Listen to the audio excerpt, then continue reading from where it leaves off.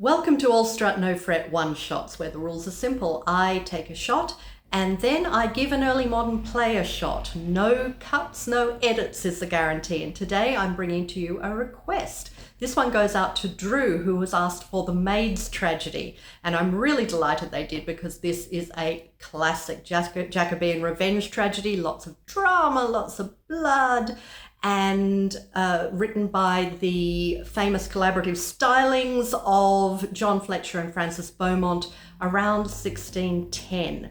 And given that it is set in Greece, I should probably have some ouzo or something, but I don't own any of that, so I'm making do with this French liqueur that I don't actually really like. I just bought it because the bottle was so pretty, so let's try and get through some of it.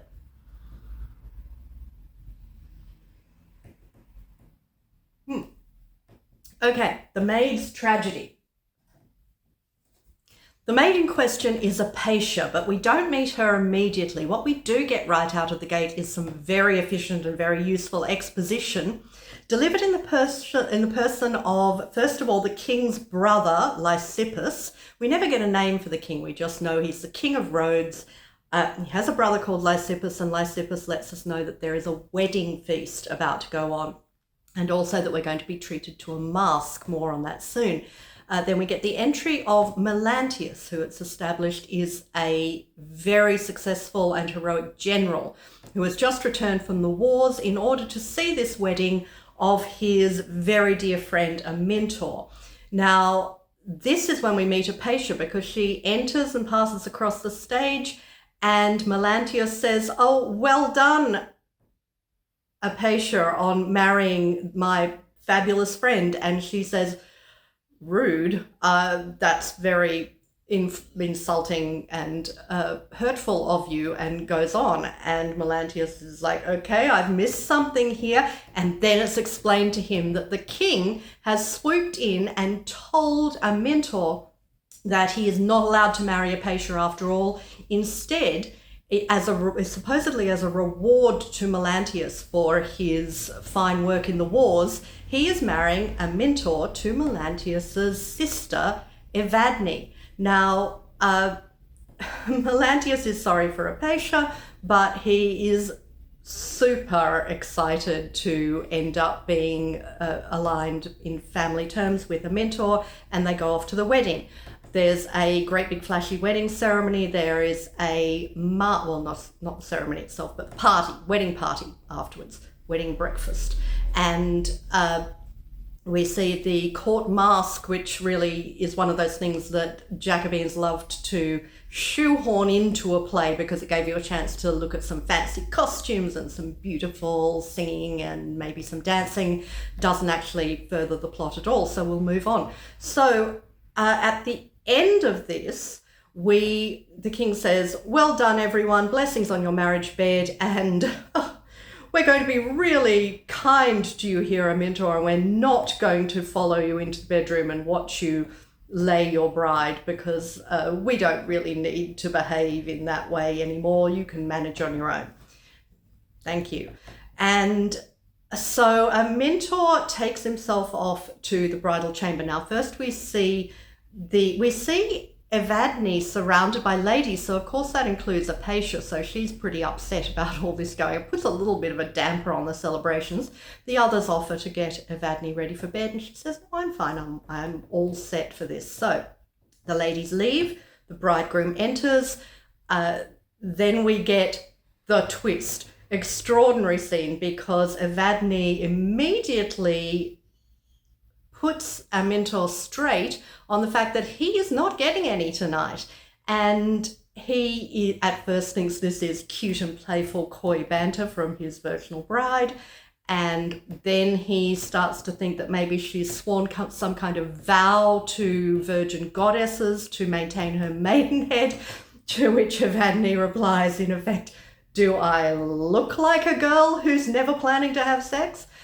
And it turns out the entire marriage is a sham. It has been set up by the king because Evadne has been his lover for a long time, and he wants cover in order to be able to maintain that. And Evadne has sworn herself loyal and faithful only to the king, and therefore the bridegroom is getting none of it. Now, he is understandably upset by this, but by the end of the scene they have reached an agreement whereby they will appear to be the perfect couple in public, and for now he is, because he can't think of anything else to do, going to agree to allow her to continue in her vow of chastity in faithfulness to the king.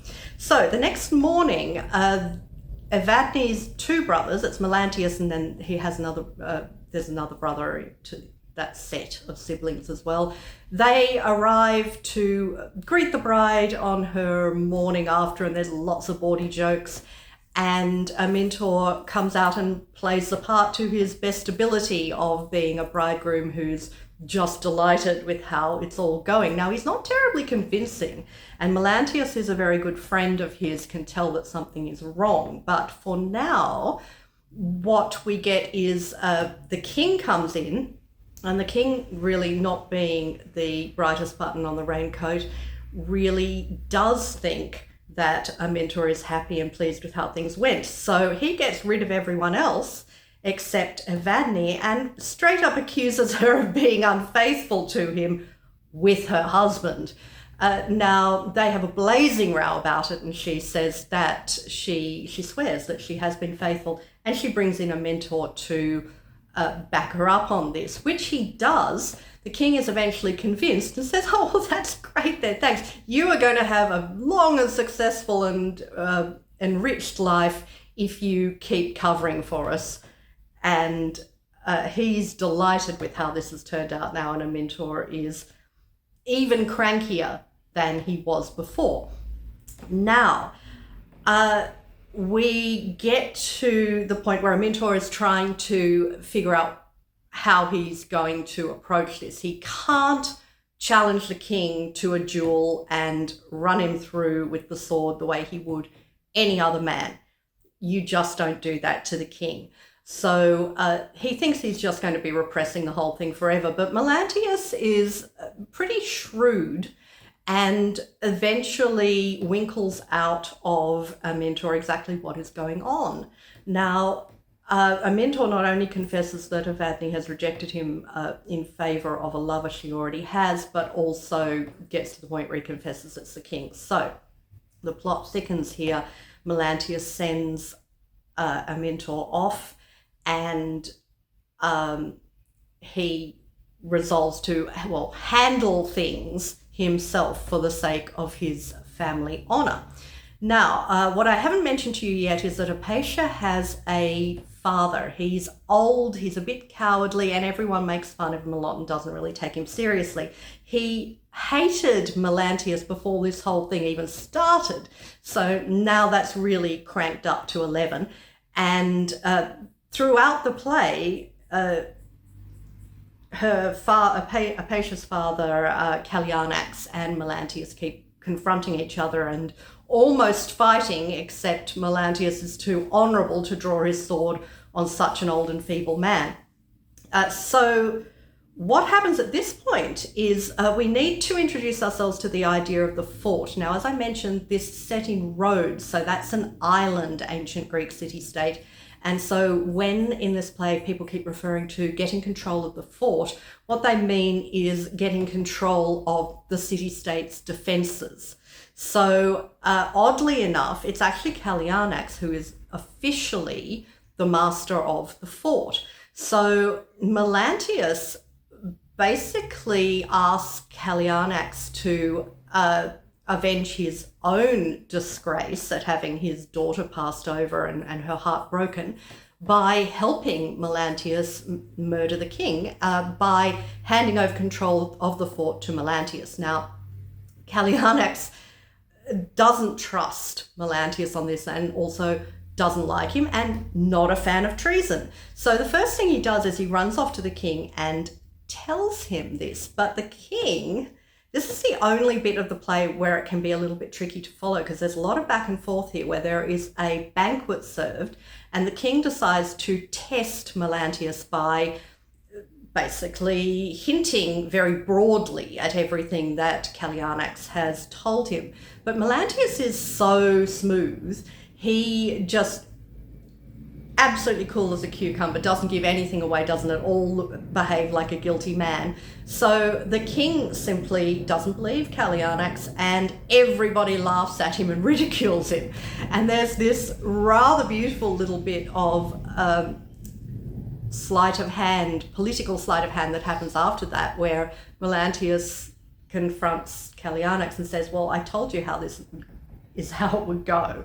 And Kallianax is so frustrated with being treated this way that he actually does kind of switch sides and say, well, I guess I will hand the fort over to you, because otherwise all that's going to happen to me is anytime I tell the king the truth, everyone's just going to degrade my status further. And so, it's fine. You have it. Go ahead. So next bit of the plan has to be put into action, which is when Melanthius confronts his sister Evadne, and he is so persuasive to her. Little bit of threatening to stab her does help here, but he also brings in issues of family honor and so on. He actually does convince her that the only thing that will redeem her as a human being, a wife, and a woman of an honorable family is to murder the king herself. So he's not planning to do it. He wants her to do it. And by the end of the scene, she actually agrees to it and is so transformed that when Melanthius leaves and a mentor arrives, her betrothed husband, she tries to persuade a mentor that she is reformed, and he wants to believe her, mostly because she's so beautiful, but says, we're just not going to be near each other anymore, then we will live separately, and I forgive you.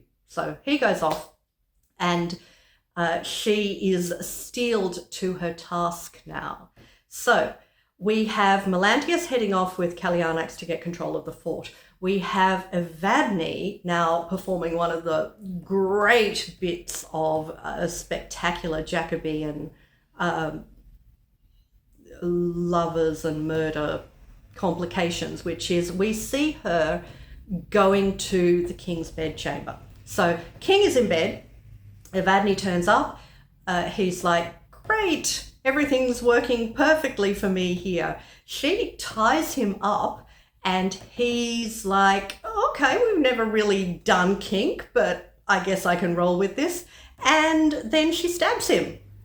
And so she does go through with the plan. She murders the king and then she runs away. The king's gentlemen almost instantly come in, say, oh, he was quick at it tonight.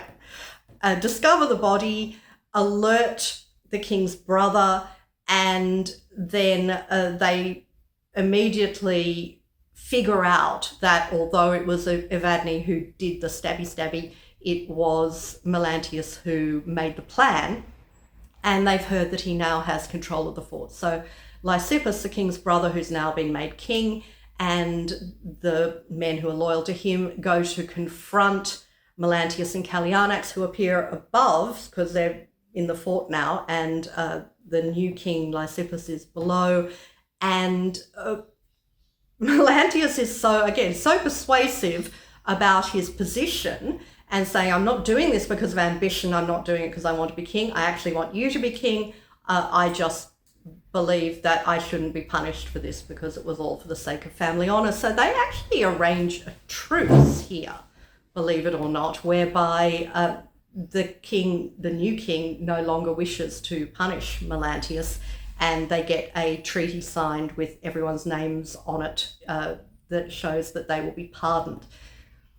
Now we get to the climax and denouement, and I gotta say, this is an absolute jewel of a sequence at the end of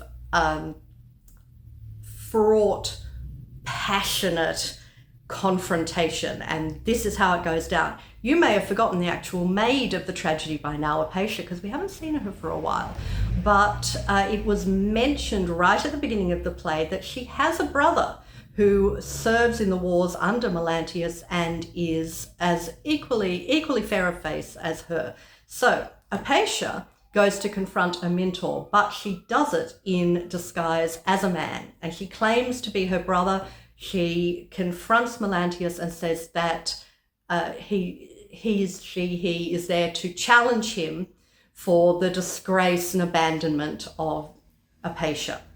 Now, of course, Amintor doesn't want to fight under these circumstances, but Apatia basically bullies him into stabbing her. She just heckles him and then hits him and then kicks him until eventually he loses his temper and he wounds her. Now, she falls, she is bleeding, but not yet dead. Now, next thing, Evadne appears, still carrying the knife with which she killed the king, covered in blood, and throws herself at Amintor, explaining exactly what she's done for the sake of redeeming her honor and his, and hoping that he will forgive her and take her to wife. And when he is confronted by this, here's what's going on, and that she has in fact just murdered the king, which he himself had somehow managed to refrain from doing. He is entirely, no, that is just, we are not a thing. This is not a thing. This is not going to happen because you have just killed the king. And as he steps away to try to remove himself from her, she of course responds in the only possible way for a heroine under these circumstances and stabs herself. So they reconcile to some degree. At least he's sad to see her die again because she's so pretty, and she dies. And upon the sight of the wreckage surrounding him, Amintor remembers that he once had a woman who was faithful and true and loved him absolutely, and if he'd married her, perhaps all of this could be avoided. And he speaks his thoughts and feelings about how his soul is newly awakened to the love of Apatia. Now, remember, she's bleeding out over there, and she hears this and she rouses herself to say, "Did you just say that you love me after all?" And then she reveals to him who she is. He is distraught. She dies in his arms, and he, of course, is so despairing at having lost the woman who was true of heart that he stabs himself too, and off he goes. In time to everyone else then comes onto the stage. So the remaining people are Melanthius, his brother, and Evadne's brother, of course, Diphilus, and the new king Lysippus. They all, and Apatia's father, Callianax, they all come on, having reached their truce in the previous scene, and they find Evadne and Apatia dead and Amintor dying, and he explains briefly what has happened, and then he dies, and Melanthius attempts to kill himself but is prevented physically from doing that, though he declares that he will find some way because he has nothing more to live for now. And Lysippus takes the moral of the story, which is that I guess if I'm going to be king now, I should probably do it better than this. Now, I would say about this play, it's got some really interesting aspects for the student of theatre of this period, partly because unlike many other plays of the period, especially Shakespearean ones, it's really adhering to the Aristotelian unities, time, place, and action. It all happens in the one place with no subplots and really fast. You just gallop through, and so it is. It's full of action. It's tremendously grand.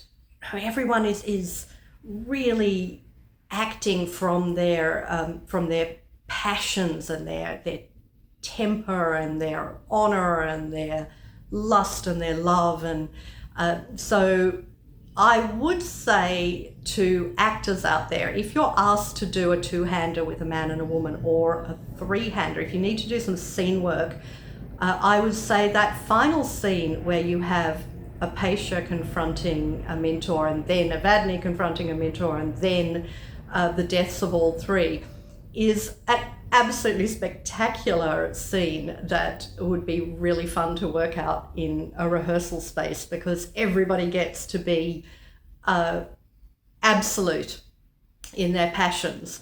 So that is the Maid's tragedy. Thank you, Drew, for suggesting it. And I am always happy to welcome requests from anyone who's watching.